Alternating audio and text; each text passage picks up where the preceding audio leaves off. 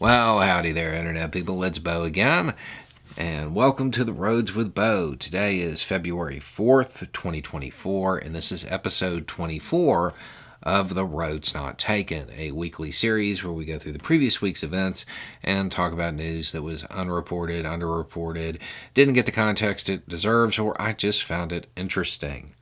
Afterward, we will go through some questions from y'all. Okay, and starting off with foreign policy, what do we have here?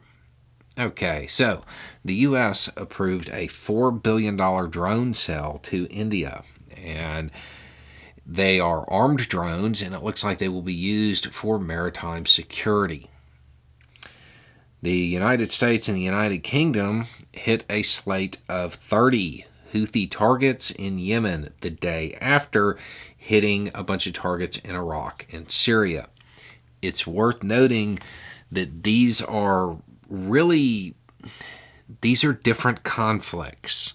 They are different conflicts, regardless of how much the media is going to try to blend them together for the sake of an easy narrative. These are actually different things. And it gets even more confusing when you think about the fact that they're both backed by the same state actor. But these are different non-state actors that have different goals. And it's important to keep that in mind because the strategies used to deal with each conflict should be different, and they're not. The responses in Iraq and Syria, from a foreign policy standpoint, those actually make sense. The ones being used, the same strategy of the strikes being used against the Houthis kind of don't make sense at this point. They're not incredibly effective. They're not sending the message that they should.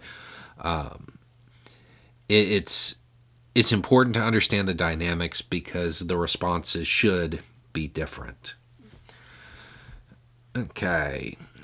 Citizens and journalists were arrested in Moscow at a demonstration near the Kremlin. The demonstration was an anti-war event put on by the wives of soldiers who are opposed to the mobilization.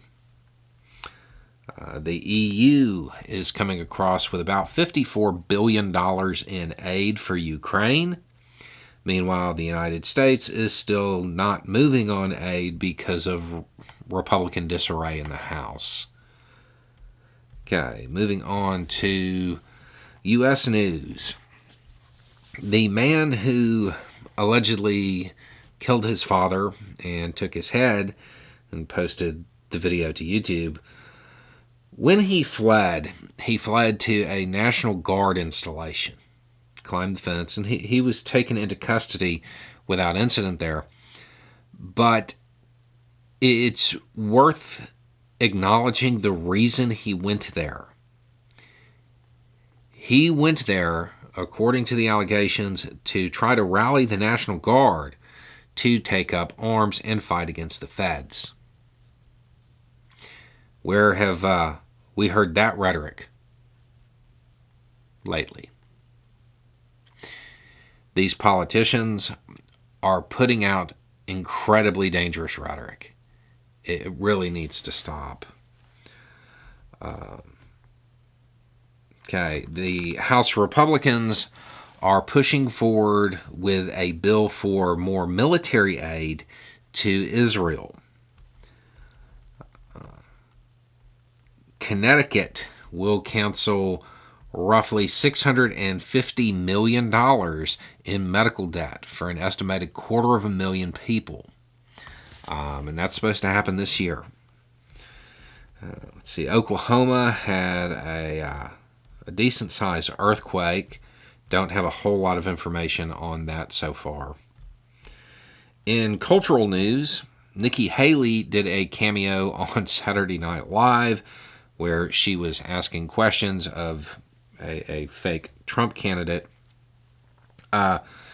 She did manage to provide an updated answer to the question about what the Civil War was about, and did acknowledge that it had something to do with slavery, which, I mean, there's that, I guess. In environmental and science news, Greta Thunberg's climate demonstration charges have been tossed by a judge in the UK. And then a Space Force colonel will be the first Space Force officer to go into space when hitches a ride with NASA on a NASA mission up to the International Space Station. In oddities, Taylor Swift has been accused of being a psychological operation for the Pentagon by prominent right-wingers again. Yes, again.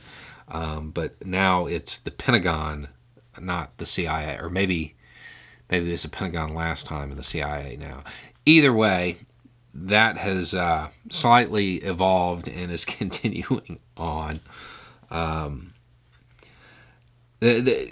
Obviously, there is no logic or even explanation behind it. It's just something they say because they're paranoid and angry and don't have a lot of common sense. In related news, Alina Habba has been called a deep state plant by right-wing commenters because of her performance in the former president's legal entanglements. The plan to renovate one of the pyramids has been rolled back. After the outcry, it looks like that's coming to a stop. If you don't know what I'm talking about, one of the, I guess it's the smallest of the main pyramids at Giza,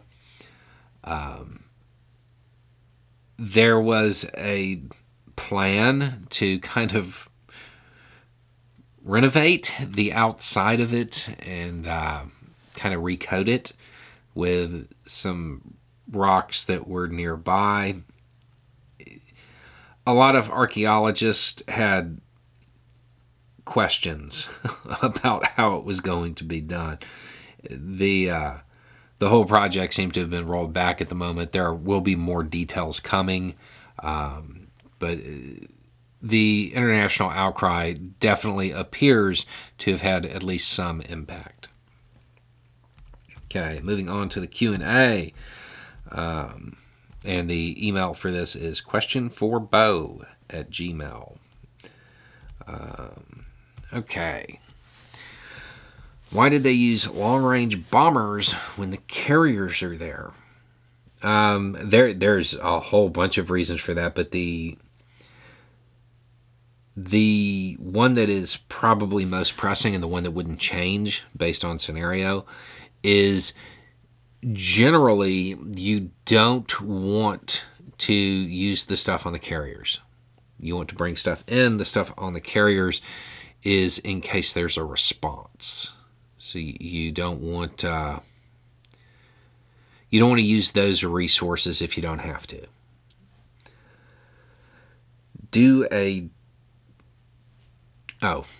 That's a command, not a question. Do a dating/relationship Q&A for Valentine's Day. Those are your best videos. The dating and relationship Q&As are my best videos. I really hope that's not true. Okay.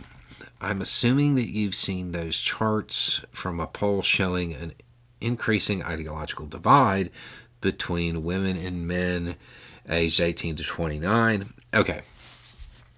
And do you notice anything about these polls that allows you to not be too concerned? Yes. I think people are misreading them.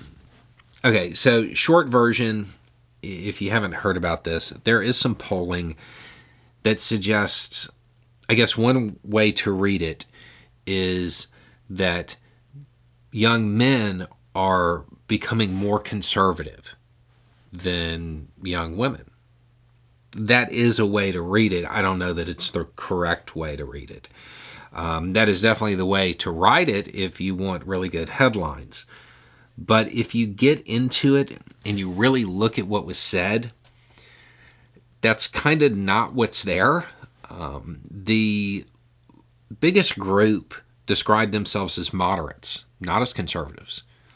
And when they were asked, the men didn't have any particular issues that they really felt strongly about. More of an identity. It seems as though young men are latching onto I'm a conservative because they don't have an identity. They don't have anything else. And that is something that they can claim to be rather than have any defined principles. When you look to the women, what people are seeing is that there's, I don't remember the exact numbers, but let's say it's 40% of women identified as liberal, of young women identified as liberal, and it's only 23% of young men. I mean, yeah, that kind of makes sense, though, doesn't it? If the largest group of young men is moderates, and that's making up almost 50% of it, then, yeah, there should be a split on each side of that, some conservative, some liberal, and it would make sense that more young women view themselves as liberal because they've been pushed there because the government's trying to take away their rights, and is successfully doing so in a number of states. So they have more reason to become politically involved because they themselves are the targets. I mean, that's kind of like being surprised that people that are LGBTQ are politically active. It's one of those things, like, once you actually become a target of the legislation, you tend to be more involved. So I don't know that there's actually any real surprises there, other than, yes, the gap is larger. The trend of women being more liberal, that's kind of always been there. It's just a bigger gap this time. But, I mean, that tracks. That makes sense. So I don't really see a whole lot in that to be concerned about. Okay. Why do you say Iran and Iraq like a British person instead of an American person?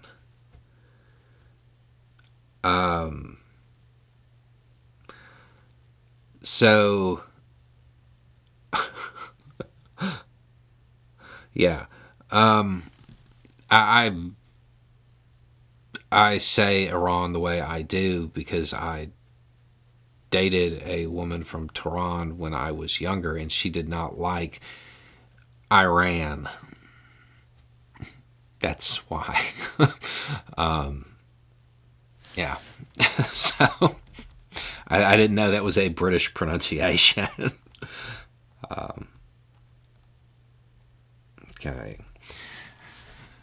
I think it would be neat if you reviewed movies that have applicable social commentary and point out the things you pick up on. Maybe a Discord, Patreon exclusive, if that makes you more comfortable. I know this is way outside of your normal content, but I think maybe one of these every so often would be a good idea. For reference, watching RoboCop 1987 right now. I mean, that sounds fun. That's one of those things that I would file under, like, good idea, not enough time. We have a lot going on that we're just trying to wrap up at the moment. But, I mean, doing something like this, I mean, I wouldn't say no. In fact, we did something like this with, at the beginning of the pandemic. We watched Outbreak. We did like a live stream and watched Outbreak. I don't know if y'all remember that. Okay, so that looks like it. That looks like all the questions. Okay, so, all right. So that's it. So there you have it. A little bit more information, a little bit more context, and having the right information will make all the difference.